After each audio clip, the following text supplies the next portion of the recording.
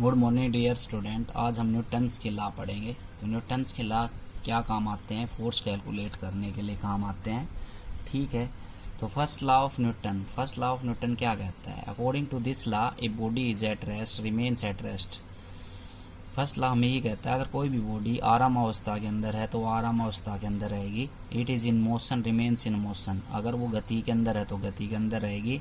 And it is move in it state direction, तो state direction के अंदर रहेगी। अगर स्टेट डायरेक्शन के अंदर है तो until external force does not applied on it. अगर उसके ऊपर हम बाहरी कोई बल ना लगाएं तब तक वो उसी अवस्था के अंदर रहती है।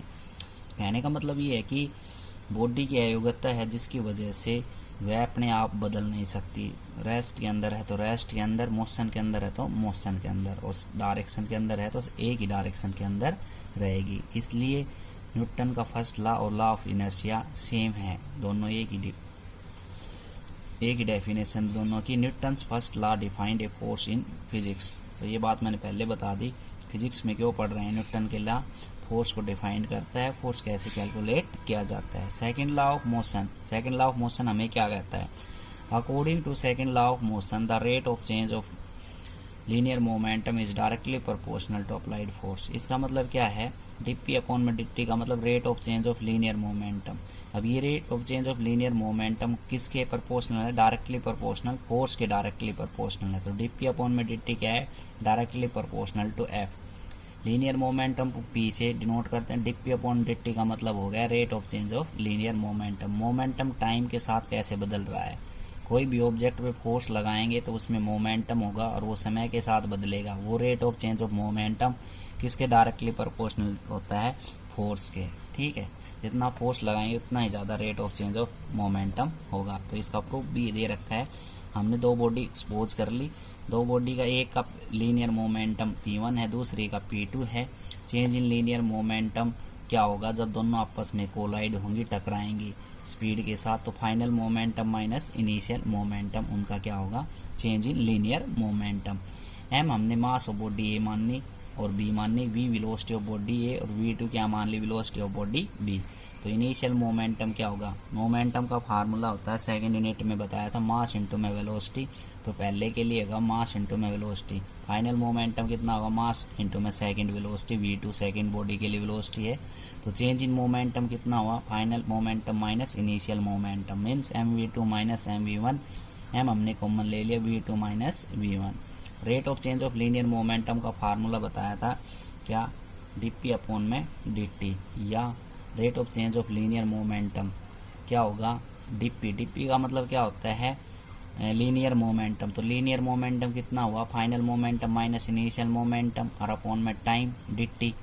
तो dt के जब हमने t टाइम ले लिया तो यहाँ से चेंज इन वेलोसिटी अपॉन में टाइम टेकन, इसका फार्मूला होता है एक्सेलरेशन का। तो फोर्स किसके बराबर आ गया? Mass into acceleration. प्रोपोर्शनलिटी का निशान यहाँ से हटा देंगे और उस प्रोपोर्शनलिटी के जगह हम 1 यूज करेंगे। तो फोर्स का फार्मूला आ गया मास इंटू एक्सेलरेशन। ये इसका प्रूफ था। एक सिंपल सा प्रूफ है इसका, ये भी आप कर सकते हो या इन दोनों में एक कर सकते हो। अभी हमने पढ़ा dp अपॉन में dt किसके बराबर है? डायरेक्टली प्रोपोर्शनल टू f के बराबर। डेफिनेशन के अंदर प्रोपोर्शनलिटी का निशान हटा दूंगा, उसकी जगह मैं k यूज करूंगा। p किसके बराबर होता है? Mass into velocity. ये यूनिट सेकंड में हमने पढ़ लिया, तो इसकी जगह मैं रख दूंगा मास इंटू वेलोसिटी। मास को मैंने बाहर ले लिया, dv अपॉन dt बराबर kf रखा। अब dv अपॉन में dt किसके बराबर होता है? एक्सेलरेशन के बराबर। चेंज इन वेलोसिटी अपॉन में टाइम टेकन, तो मास इंटू एक्सेलरेशन हो गया kf। k की जगह 1 ले लें, कोई भी कांस्टेंट क्वांटिटी है जिसकी वैल्यू हम 1 मान के चल सकते हैं। तो फोर्स कितना हो गया? Mass into acceleration. तो इसका मतलब क्या हुआ? We applied a force on a body is equal to the product of mass of body and acceleration produce in a body. तो फोर्स किसके बराबर आ गया? Product of mass of the body और एक्सेलरेशन ऑफ द बॉडी के बराबर। Force is a vector quantity. Force एक vector quantity होती है, मास स्केलर क्वांटिटी होती है, एक्सेलरेशन वेक्टर क्वांटिटी होती है। इन दोनों की जो प्रोडक्ट है वो कैसी है? Vector quantity. तो फोर्स एक वेक्टर क्वांटिटी है। तो लीनियर मोमेंटम फिर से आ गया ये formula. It is the product of mass and velocity, जो हमने अभी यूज़ किया था लीनियर मोमेंटम का फार्मूला। उसमें हमने बता दिया था कि लीनियर मोमेंटम क्या होता है? मास और वेलोसिटी की प्रोडक्ट होती है, वो लीनियर मोमेंटम कहलाती है। ये एक वेक्टर क्वांटिटी होती है।